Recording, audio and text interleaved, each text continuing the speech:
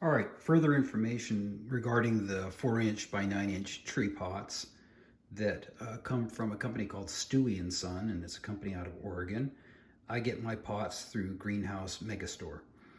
And I've tried the 3x8s, but honestly, they're really too small. They require too much maintenance. The 4x9s are just easier, and they seem to work beautifully. They also sell this device right here. It's just a plastic tray. It's got a little lip, and what's really nice about this is it holds 16 of the pots, and it holds them beautifully. And because they're tippy, they don't come from the factory with flat bottoms.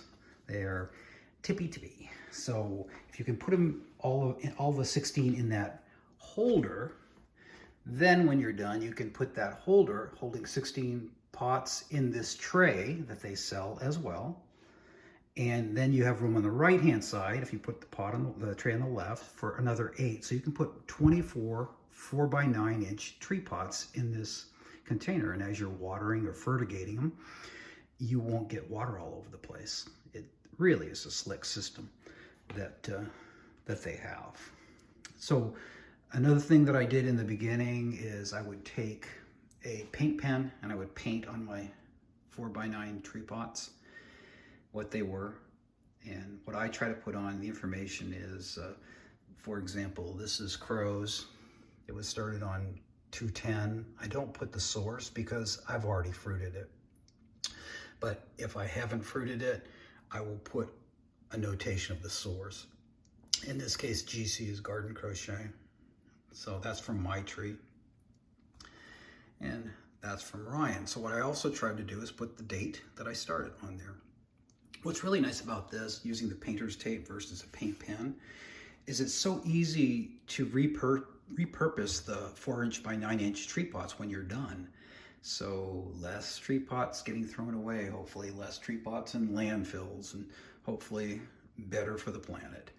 These things can be reused multiple times. No sense wasting them. It's my attitude. And I am originally from New England as well. That might factor in. So this is what it looks like when I filled one where I want it. It's about, I'd say 3/4 of an inch, thereabouts, from the top of the pot.